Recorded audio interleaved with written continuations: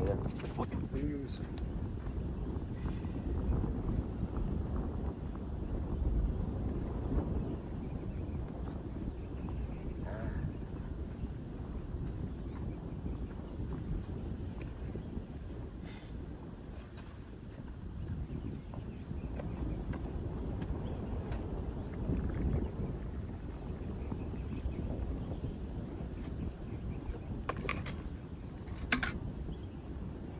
มื้อนี้วันที่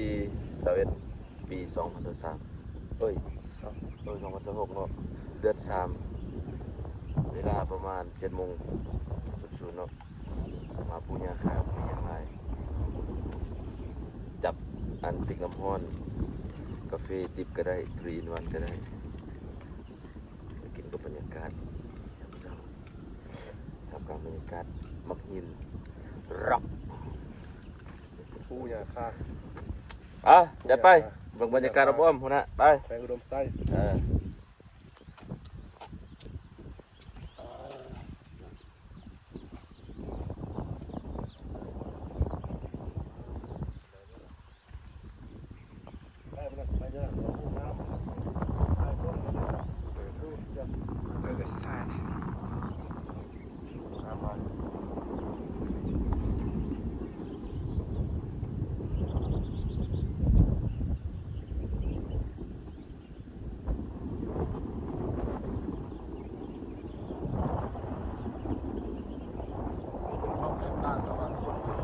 จักแพงแล้วจอดไว้ที่บ้านกับคนที่จักแพงแล้วมาขี่เขาแตกต่างกันเลย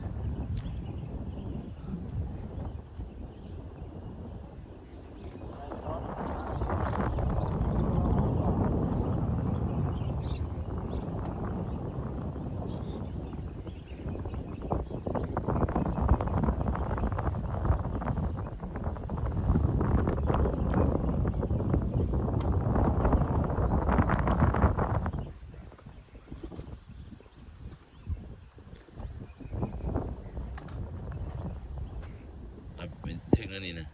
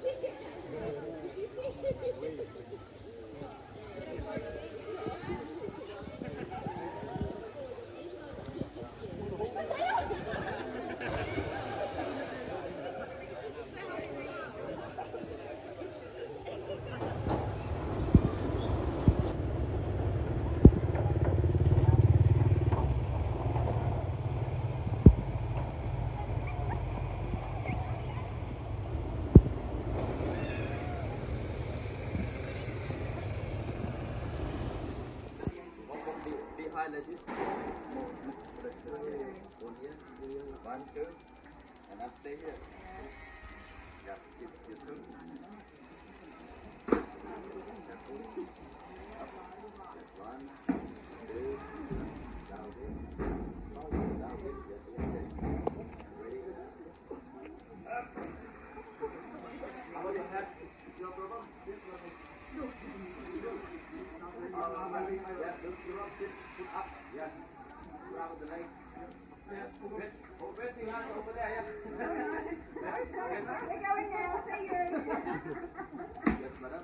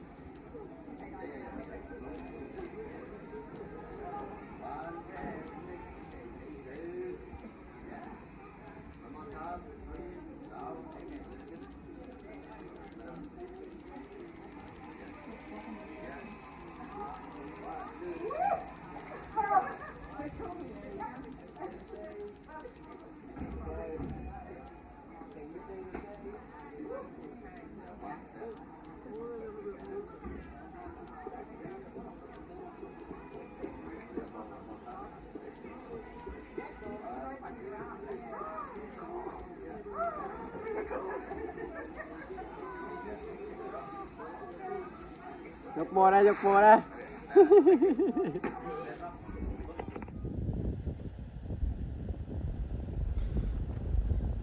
โมเมนต์ต้นแป๊กวะเนี่ยรอทักทายสมาเลอร์ทริปตัวนี้ใช้เวลาอยู่ประมาณ1 อาทิตย์พอดีเต็มๆเนาะจากวังเวียงลงพะบางลงพะบางน้องเขียวลงเขียวสบแจมเมืองขวาเมืองล่า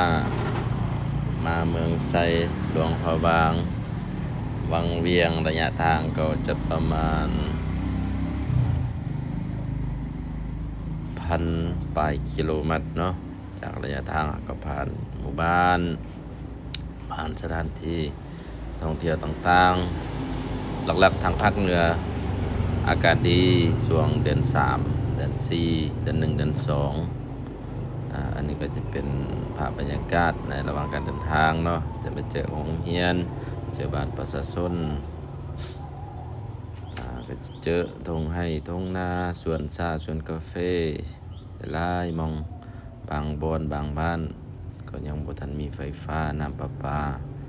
ที่ประชาชนก็เจ้ายังอาศัยอยู่แบบค่อนข้างชนบทน้อยหนึงแต่ก็มีความสุขอีกหลายๆอย่างแต่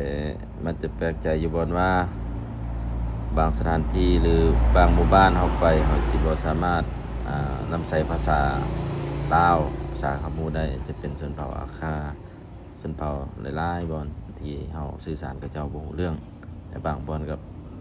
งามอีหลีธรรมชาติก็ทางเหนือมีเป็นตาสนใจได้หลายเด้อฮะทีนี้ได้ฝากติดตามเจอกันใน EP ต่อๆไปกับ Smiler ยงมาตราแฮม Ghost Rider